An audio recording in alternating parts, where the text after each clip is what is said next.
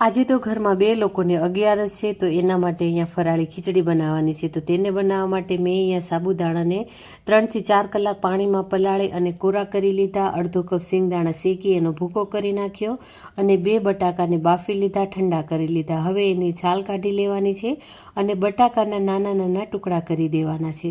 તમે સાબુદાણાની ખીચડી કેવી રીતે બનાવો છો ને એ મને જરૂરથી કોમેન્ટ કરીને કહેજો. તો અહીંયા ગેસ ચાલુ કરી કડાઈ રાખી દેવાની, 2 ચમચી ઘી નાખી દેવાનું. ગરમ થઈ જાય એટલે એમાં જીરું અને લીલા મરચાં નાખી દેવાના, 1 ટામેટું નાખી દેવાનું અને સાથે મીઠું પણ નાખી દેવાનું. તો અહીંયા મેં સિંધા મીઠું યુઝ કર્યું છે. તમે મીઠું ના ખાતા હોય તો સ્કીપ પણ કરી શકો.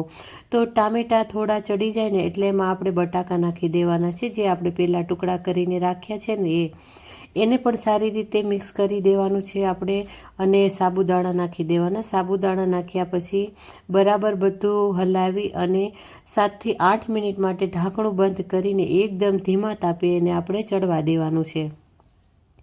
તો સાબુદાણા મેં અહીંયા મિક્સ કરી દીધા છે, તો ઢાંકણું આપણે અહીંયા બંધ કરી દેવાનું છે અને ગેસની ફ્લેમ એકદમ ધીમી રાખવાની છે. તો અહીંયા 6 થી 7 મિનિટ થઈ ગઈ છે. તો હવે એમાં શેકેલા સિંગદાણાનો પાવડર નાખી દેવાનો. એને પણ આપણે હલકા હાથથી મિક્સ કરવાનું છે અને ફરીથી ઢાંકણું બંધ કરીને 2 થી 3 મિનિટ ચડવા દેવાનું છે.